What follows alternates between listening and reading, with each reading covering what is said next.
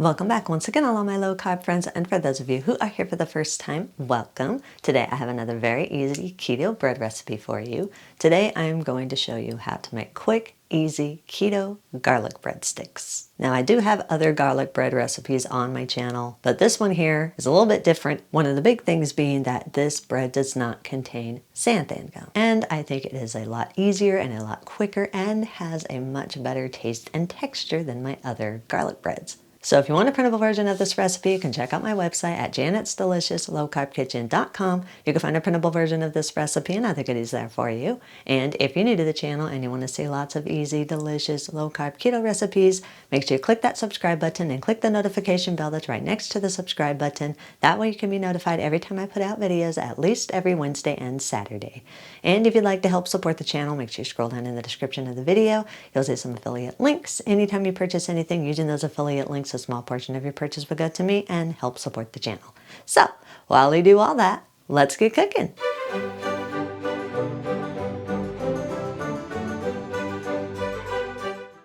Preheat your oven to 400 degrees.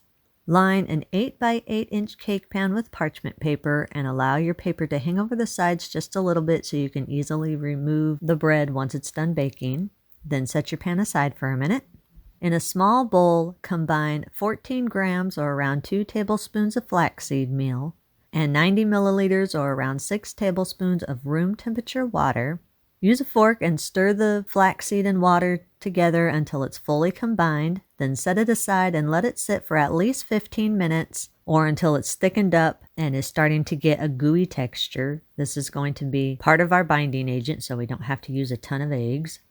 In a large mixing bowl, combine 28 grams or around a 1/4 cup of coconut flour, 50 grams or around a 1/2 cup of oat fiber or bamboo fiber. If you can't find oat fiber or bamboo fiber, you can do this with coconut flour, but you'll probably need to adjust the egg and the liquid just a little bit more if you are going to try this with all coconut flour.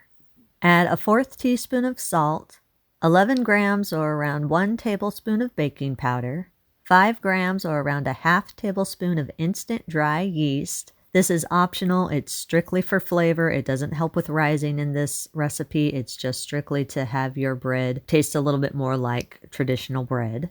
Add 2 teaspoons of garlic powder and 1 teaspoon of dry Italian seasonings. You can adjust the garlic powder and the dry Italian seasonings according to your personal taste.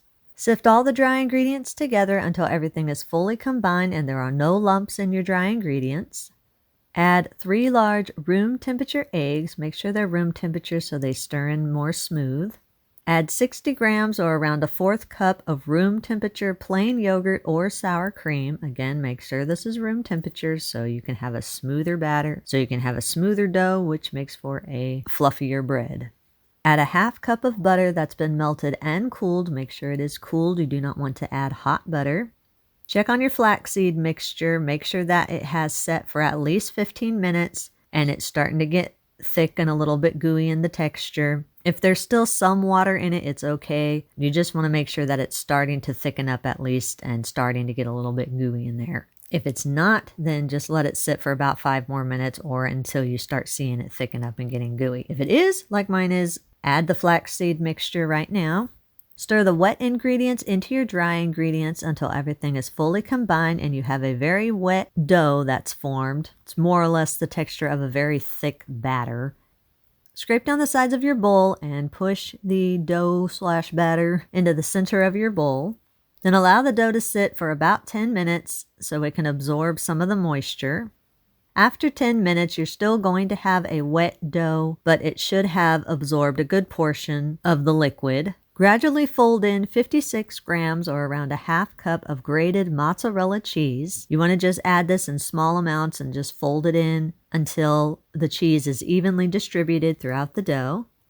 Spread the dough evenly into your prepared pan. Make sure you try to get it as smooth and as even as possible. It is a little bit sticky, so it will take a little bit extra spreading. Place the bread in your preheated oven. Bake at 400 degrees for 20 to 25 minutes or until the bread is golden and a tester comes out clean.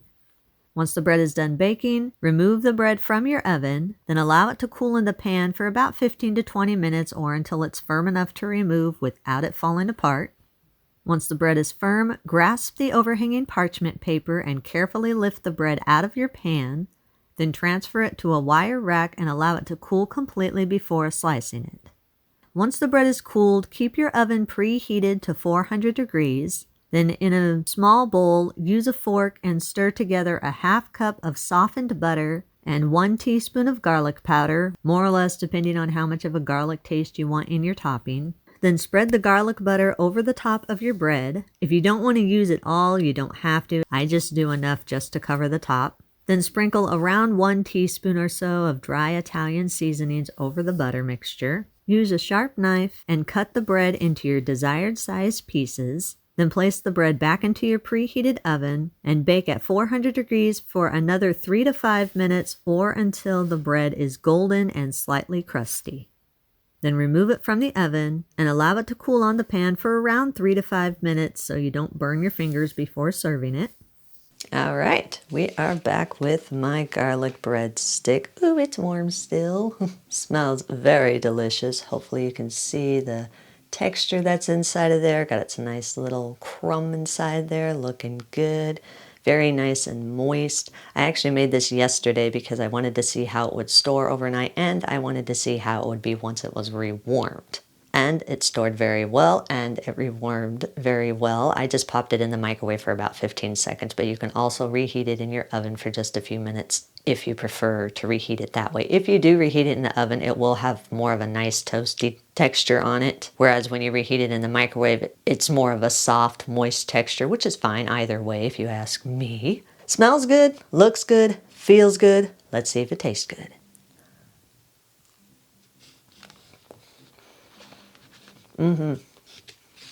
Yes.